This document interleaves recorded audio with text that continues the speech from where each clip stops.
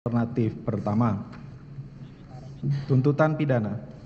Sebelum kami membacakan tuntutan pidana terhadap terdakwa, bahwa perlu kiranya kami kemukakan hal-hal yang memberatkan dan yang meringankan yang kami jadikan pertimbangan dalam mengajukan tuntutan pidana ini, yaitu sebagai berikut.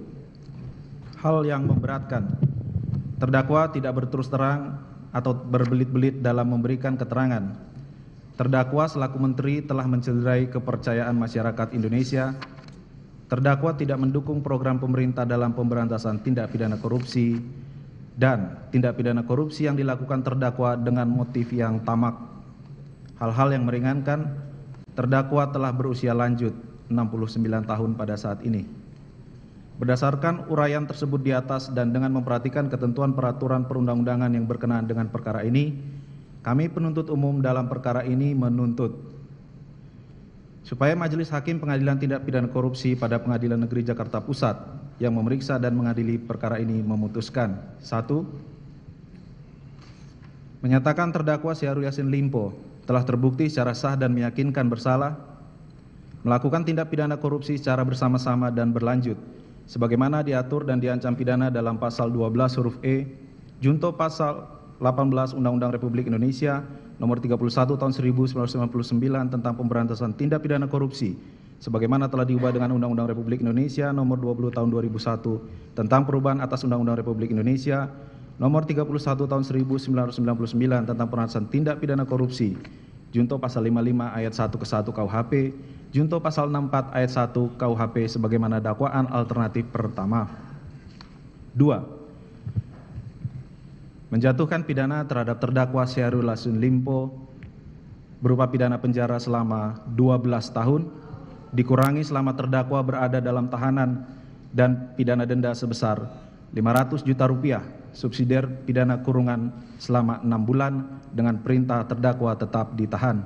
3. Membebankan kepada terdakwa Syahrul Yassin Limpo untuk membayar uang pengganti sebesar 44.269.777.204 rupiah dan ditambah $30.000 Amerika Serikat, dikurangi dengan jumlah uang yang disita dan dirampas dalam perkara ini, dengan ketentuan jika terdakwa tidak membayar uang pengganti dalam waktu 1 bulan sesudah putusan pengadilan telah memperoleh kekuatan hukum tetap, maka harta bendanya dapat disita oleh jaksa dan dilelang untuk menutupi uang pengganti tersebut. Jika tidak mencukupi, diganti dengan pidana penjara selama 4 tahun. 4. Menyatakan barang bukti nomor 1. 1 bundel dokumen draft pendapat hukum sehubungan perkara dugaan tindak pidana korupsi di lingkungan Kementerian Pertanian tahun 2019-2023, Visi Law Office Jakarta 31 Agustus 2023, sampai dengan barang bukti nomor 887 berupa A. Sebidang tanah dan bangunan di atasnya yang beralamat di Jalan Limo nomor 42 C RT 07 RW 10 Grogol Selatan Kecamatan Kebayoran Lama Jakarta Selatan. B. Fotokopi sertifikat hak milik nomor 1228. Barang bukti tersebut dipergunakan dalam perkara lain.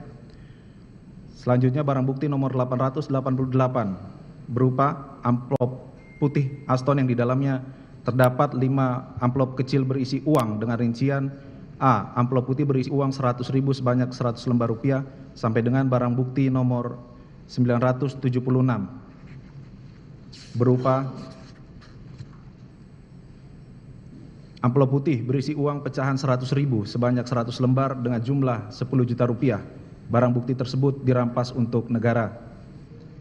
Selanjutnya barang bukti nomor 977 berupa 1 kantong plastik bening berisi 74 kartu tab BNI bergambar Dr. Syahrul Yassin Limpo SH MSI MH, sampai dengan barang bukti nomor 1001 berupa 3 kantong plastik transparan yang berisi uang pecahan 100.000 rupiah yang diduga yang berjumlah 3 miliar rupiah. Barang bukti nomor 977 sampai dengan 1001 dipergunakan dalam perkara lain. Selanjutnya barang bukti nomor 1002 berupa uang sejumlah 2.018.000.000 rupiah 215.633 rupiah yang ditransfer ke rekening penampungan penyitaan KPK pada virtual account Bank BNI nomor 8842023215400132 atas nama rekening penampungan KPK perkara Kementan Pertanian beserta 1 lembar kopi legalisir slip debit Bank Mandiri tanggal 4 Januari 2024 jumlah yang dikirim sebesar Rp2.018.215.633 dengan nomor virtual account penerima 8842023015400132 nama penerima rekening penampungan KPK perkara Kementerian Pertanian dengan uraian berita surat KPK RI nomor R05-015-23-23/2024 tanggal 2 Januari 2024 BB tersebut dirampas untuk negara.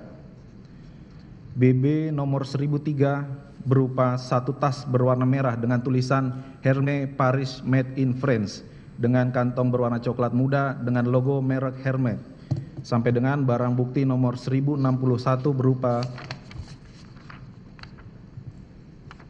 1 buah kotak perhiasan berwarna emas dengan bagian atas transparan dengan tulisan berbahasa Mandarin berwarna emas yang di dalamnya terdapat perhiasan berupa 2 buah gelang, 7 buah cincin, 2 buah bros dan sepasang anting.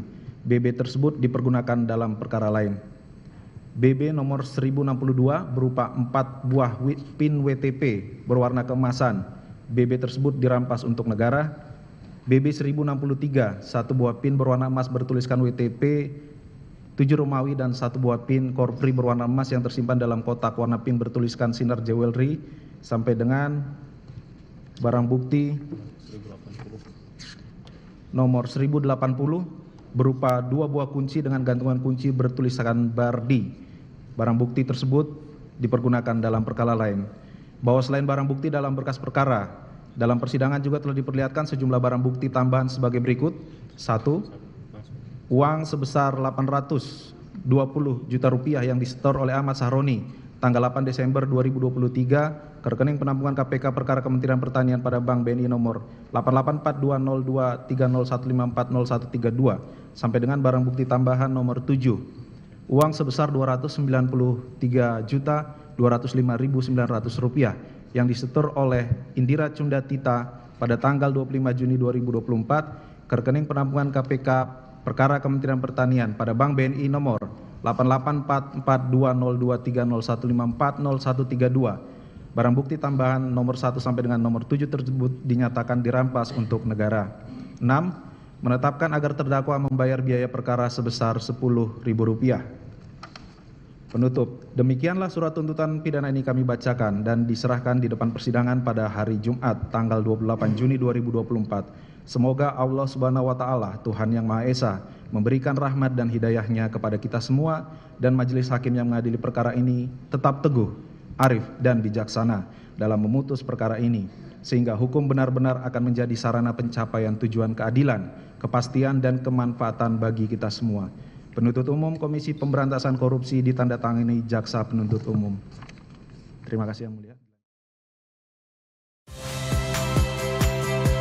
Saya Priska Clarissa. Saksikan program-program Kompas TV melalui siaran digital, pay TV, dan media streaming lainnya.